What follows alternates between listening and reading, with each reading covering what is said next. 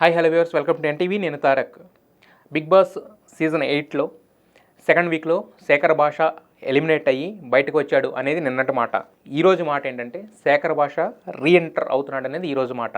ఎందుకంటే ఎలిమినేట్ చేస్తున్నప్పుడే శేఖర్ భాష reentry compulsory అని చెప్పి కొన్ని హింట్స్ కూడా ఇచ్చేసారనమాట. ఆ హింట్స్ ఏంటనేది చూసుకుంటే కనుక ఫస్ట్ హింట్, ప్రతి సీజన్లో కూడా ఎప్పుడైనా కూడా ఆడియన్స్ని ఓట్లు వేయమని చెప్తారు. ఆడియన్స్ ఓట్లు ఎవరికైతే పడతాయో వాళ్ళని బయట లోపల ఉంచుతారు. ఆడియన్స్ వద్దనుకున్న వాళ్ళు, ఓట్స్ వేయని వాళ్ళు బయటకు వస్తారు అనేది బిగ్ బాస్ టీం చెప్పుతుంది. ఎప్పుడు దానికి స్టిక్ ఆన్ అయి ఉంటుంది. అంటే ఓటింగ్ అనేది రివీల్ చేయరు కానీ దాన్ని స్టిక్ ఆన్ అయి ఉంటామని చెప్తారు. ఆ రకంగా చూసుకున్నా కూడా నిన్న 8 మంది నామినేషన్స్లో ఉంటే లాస్ట్ వరకు ఆడియన్స్ ఓట్ల ప్రకారం ఎలిమినేట్ చేసుకుంటా వచ్చి ఆదిత్య ఓం అండ్ శేఖర్ భాష ఉన్నప్పుడు ఆడియన్స్ ఓట్స్ తీసుకోకుండా కంటెస్టెంట్స్ ఓట్స్ తీసుకోమన్నారు. లాస్ట్లో కంటెస్టెంట్స్ ఎవరికైతే బయటకు పంపించాలనుకుంటున్నారో వాళ్ళని మాత్రమే బయటకు పంపిస్తామని చెప్పారు. సో కంటెస్టెంట్ దండలు వేయడం అనేది ప్రాసెస్ పెట్టారు. సో ఎక్కువ దండలు ఆదిత్య ఓంకి వేసి అతను హౌస్లో ఉండడానికి, ఇతను బయటకు వెళ్ళడానికి అనేది చెప్పాయి. అయితే దీని వెనకాలంతా జరిగిన ప్రాసెస్ ఏంటంటే శేఖర్ భాష ముందు నుంచే అంటే శేఖర్ భాష బయటకు వెళ్ళాలనుకోవడానికి ముందు నుంచే ప్రిపేర్డ్గా ఉన్నాడు. వెళతానని కూడా కంటెస్టెంట్లతో చెప్పాడు, వాళ్ళని కూడా ప్రిపేర్ చేశాడు.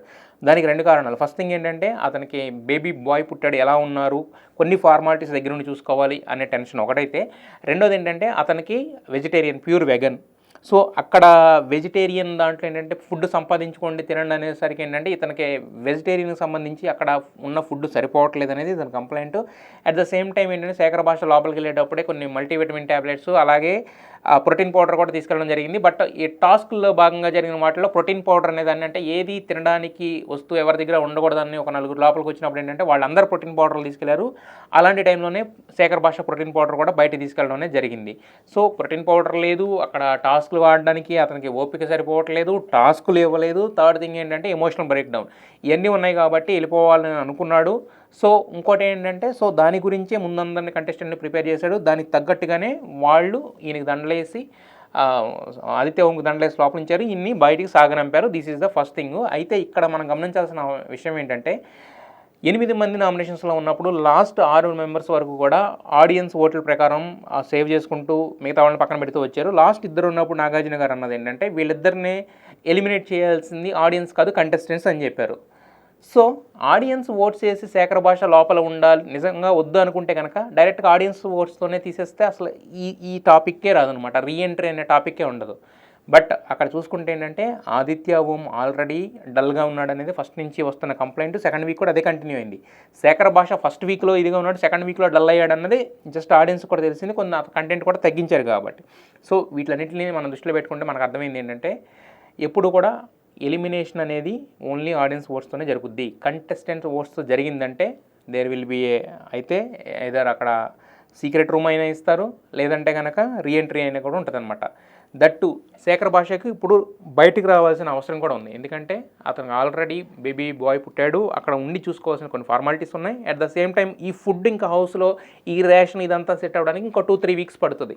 సో ఈ 2-3 వీక్స్ కూడా అతను బయట నుంచి తర్వాత రీఎంట్రీ ద్వారా లోపల తీసుకెళ్తారనేది మనకున్నది. ఇది సెకండ్ థింగ్ ఏంటంటే ప్రతి బిగ్ బాస్ సీజన్లో కూడా ఒక ఎంటర్టైనర్ కంపల్సరీ. ఈ సీజన్లో ఎంటర్టైనర్ జోక్స్ వేసేవాడు, నవ్వించేవాడు one and only Shekhar Basha. దాంట్లో ఎవరికి ఎలాంటి అనుమానం అక్కర్లేదు.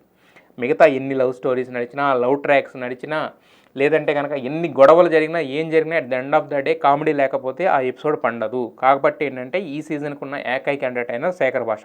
కాబట్టి ఇంకొక ఎంటర్టైనర్ని ఎవరైనా పంపినా శేఖర్ భాష ఉంటే యాడెడ్ మైలేజ్ తప్ప ఇంకోటి కాదు. కాబట్టి శేఖర్ భాషని బయటకు లోపలికి పంపుతారనేది second reason. This is the reason number 2.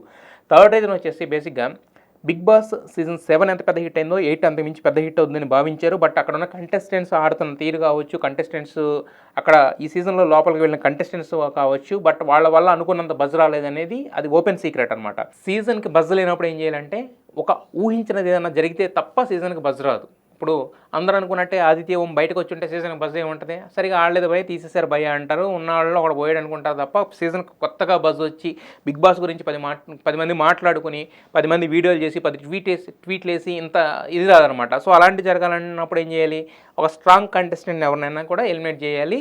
So అదనమాట ఇక్కడ జరిగిన అది ఆ పక్కా వ్యూహం ప్రకారమే ఇప్పుడు మన ఎవరైతే శేఖర్ భాష ఉన్నాడో ఆల్రెడీ బాగా ఆడుతున్నాడు, కొంచెం ఎంటర్టైన్ చేస్తున్నాడు, అతను బయట తీసేస్తే ఏంటంటే అన్ఫెయిర్ ఎలిమినేషన్ మాట్లాడుకుంటారు, ఒక 100 మంది మాట్లాడుకుంటారు. ఎవరో ఇంతకుముందు ఎవరో మాట్లాడితే చెప్తున్నట్టు అంటే మంచి టైం తీసుకుంటుంది కానీ బట్ చెడు ఎక్కువ టైం తీసుకోదు అన్నట్టు. సో ఇతను తీయడం అనేది నెగిటివ్ ఎలిమెంటు, బట్ దానివల్ల షోకి బెనిఫిట్ అవుద్ది, తర్వాత లోపల తీసుకెళ్లే అవకాశం ఎటు ఉంటుంది వాళ్ళ చేతుల్లోనే కాబట్టి ప్రాబ్లం లేదనమాట. అందుకని చెప్పి శేఖర్ భాష అనే వ్యక్తిని బయట తీసుకొచ్చారనమాట.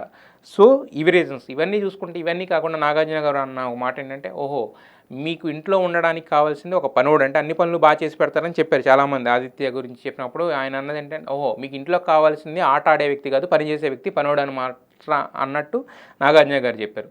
సో ఇవన్నీ చూసుకుంటే ఏంటంటే శేఖర్ భాష రీఎంట్రీ అనేది 99.99% పక్కా అనమాట. అక్టోబర్ 5న ఈ సీజన్ని రీలాంచ్ చేస్తున్నారు. వైల్డ్ కార్డు ద్వారా ఇంకొక 6 నుంచి 7 మంది కంటెస్టెంట్స్ లోపలికి వెళ్ళే అవకాశం ఉంది. వాళ్ళలో శేఖర్ భాష ఒకడనమాట. ఇక అది కూడా జరగలేదు అని అంటే కనుక ఇంకా అది ప్యూర్ బ్యాడ్ లక్ అనుకోవాలి. అంతకుమించి ఇంకా వేరే రీజన్స్ అయితే లేవు. సో ఈ రీజన్స్ని బట్టి చూసుకుంటే మీరు ఎంత క్యాలిక్యులేటెడ్గా చూసుకున్నా ఫస్ట్ ఆడియన్స్ ఓట్స్తో తీయలేదు. సెకండ్ థింగ్ ఏంటంటే సీజన్కి బజ్ కావాలి కాబట్టి దాని ద్వారా క్రియేట్ చేశారు. థర్డ్ శేఖర్ భాష కూడా బయటకున్న అవసరాలు ఉన్నాయి. వాళ్ళ పిల్లల్ని చూసుకోవడం కానీ, లేదంటే ఎమోషనల్ బ్రేక్ డౌన్ అయ్యాడు. At the same time food సరిపోక కొంచెం వీక్ అవుతున్నాడు. సో అతను కంటెంట్ ఇవ్వలేకపోతున్నాడు. ఇవన్నీ ఉన్నాయి కాబట్టి సో శేఖర్ భాష అనే వ్యక్తిని బయటకు పంపించడం జరిగింది. మళ్ళీ లోపల తీసుకురావడం వాళ్ళ చేతిలో పని కాబట్టి ఖచ్చితంగా లోపల తీసుకెళ్తాడు.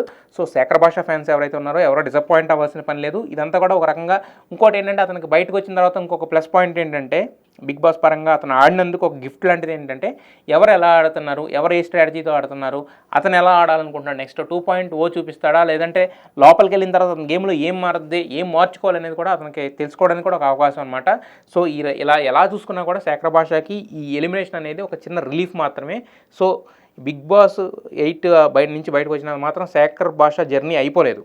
కరెక్ట్గా చెప్పాలంటే రీఎంట్రీ నుంచి అతను అసలు జర్నీ అనేది స్టార్ట్ అవుతుంది. సో గత సీజన్లో కూడా చాలా సీజన్స్లో చూసాం. ఈ సీజన్లో కూడా ఫస్ట్ రీఎంట్రీ కంటెస్టెంట్ వచ్చేసి శేఖర్ భాష అనమాట.